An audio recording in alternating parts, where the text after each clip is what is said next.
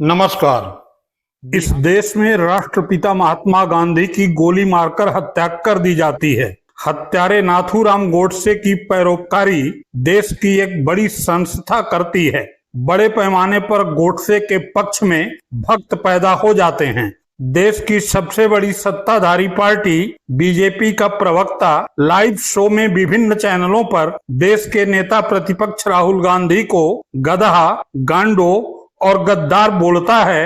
BJP मौन साध लेती है। राहुल गधा, ओ सॉरी स्लिप ऑफ टंग हो गया राहुल गधा, ओ सॉरी स्लिप ऑफ टंग हो गया राहुल गधा, ओ सॉरी स्लिप ऑफ टंग हो गया राहुल गांधी पे तो मैं कह ही चुका हूं, अपरिपक्व हैं, जिम्मेदार नहीं है और बहुत बड़ा वर्ग है भारत में जो उन्हें गद्दार भी मानता है। राहुल गांधी पे तो मैं कह ही चुका हूं, अपरिपक्व हैं, जिम्मेदार नहीं है और बहुत बड़ा वर्ग है भारत में जो उन्हें गद्दार भी मानता है। राहुल गांधी पे तो मैं कह ही चुका हूं, अपरिपक्व हैं, जिम्मेदार नहीं है और बहुत बड़ा वर्ग है भारत में जो उन्हें गद्दार भी मानता है। दलाल नकली राहुल गांधी, गद्दार नकली राहुल गांधी, नकली राहुल गांधी, गद्दार नकली राहुल गांधी, नकली राहुल गांधी, गद्दार नकली राहुल गांधी। राहुल गांधी के लिए गद्दार है राहुल गांधी, राहुल गांधी के लिए गद्दार है राहुल गांधी, राहुल गांधी के लिए गद्दार है राहुल गांधी। ये तस्वीर सामने आई थी।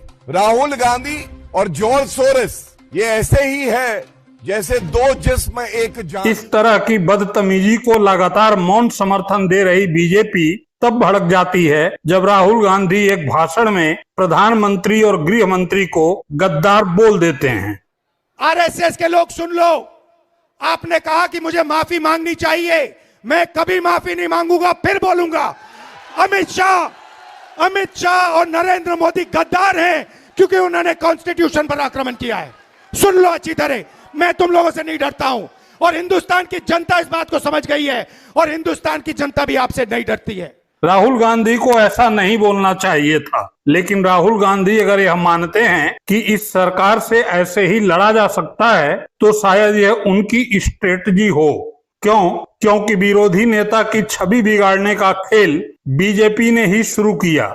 राहुल गांधी को एक दो बार नहीं, सैकड़ों बार बीजेपी ने राष्ट्रद्रोही और गद्दार कहा। पीछे आप इस तरह की वीडियो देख चुके हैं कि किस तरह बीजेपी का एक अदना सा प्रवक्ता गौरव भाटिया, जो बगैर पजामे के लाइव शो में बैठ जाता है, वह देश के नेता प्रतिपक्ष राहुल गांधी को गधा, गांडो और गद्दार बोलता है। राहुल गधा, ओ सॉरी स्लिप ऑफ टंग हो गया राहुल गधा, ओ सॉरी स्लिप ऑफ टंग हो गया राहुल गधा, ओ सॉरी स्लिप ऑफ टंग हो गया राहुल गांधी पे तो मैं कह ही चुका हूं, अपरिपक्व हैं, जिम्मेदार नहीं है और बहुत बड़ा वर्ग है भारत में जो उन्हें गद्दार भी मानता है। राहुल गांधी पे तो मैं कह ही चुका हूं, अपरिपक्व हैं, जिम्मेदार नहीं है और बहुत बड़ा वर्ग है भारत में जो उन्हें गद्दार भी मानता है। राहुल गांधी पे तो मैं कह ही चुका हूं, अपरिपक्व हैं, जिम्मेदार नहीं है और बहुत बड़ा वर्ग है भारत में जो उन्हें गद्दार भी मानता है। दलाल नकली राहुल गांधी,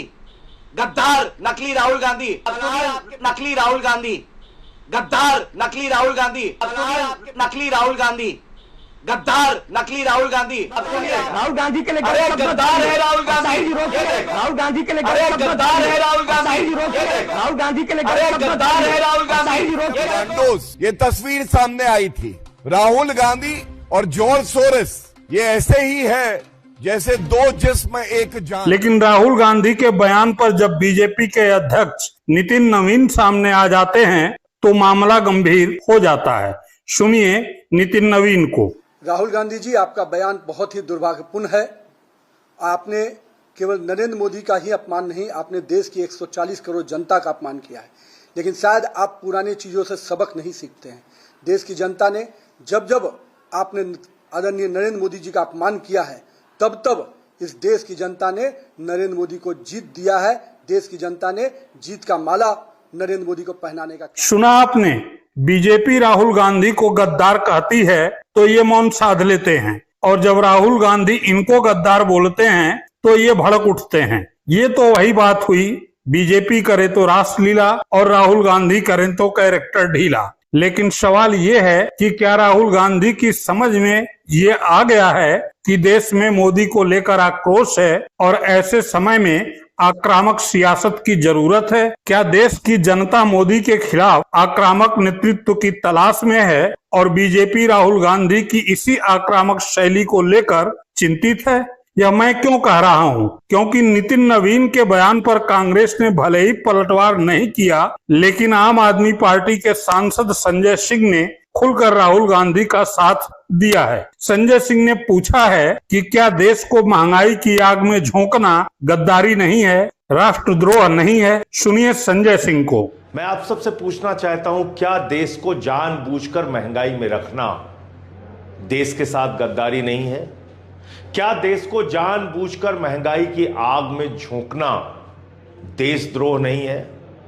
जी हां, यह बात मैं इसलिए कह रहा हूं कि देश के प्रधानमंत्री आदरणीय नरेंद्र मोदी जी ने हमको और आपको, पूरे देश को जानबूझकर महंगाई की आग में झोंका है। अभी आपने सुना होगा ईरान के विदेश मंत्री का बयान, उससे पहले रूस के राष्ट्रपति पुतिन का बयान। दोनों ने क्या कहा?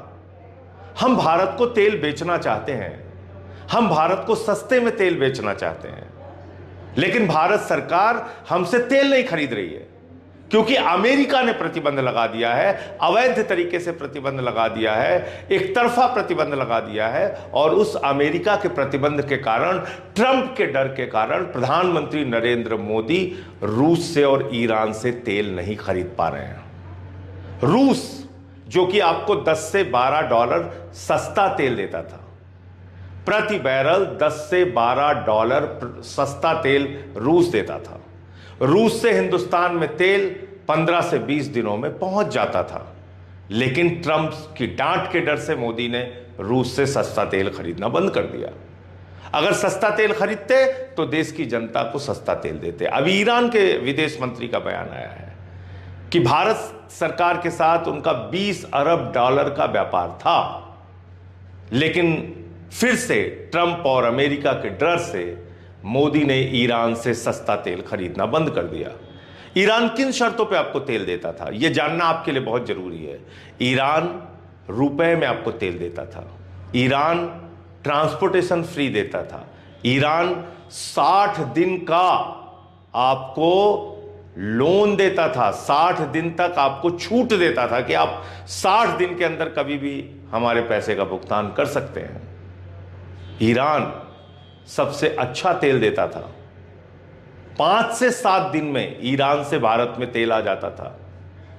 फिर से वही बात दोहरा रहा हूं, ट्रंप की डांट के डर से अपने दोस्त अडानी को बचाने के लिए हिंदुस्तान के करोड़ों लोगों का सौदा, उनके भाग्य का सौदा प्रधानमंत्री नरेंद्र मोदी ने ट्रंप के साथों कर दिया। ट्रंप के साथ आपका सौदा हो चुका है, आपके भविष्य का सौदा हो चुका है। तो इसलिए मैं ऐसा मानता हूं, देश को जानबूझकर महंगाई की आग में नरेंद्र मोदी ने झोंका है और यह देश के साथ गद्दारी है, धोखा है, देशद्रोह है।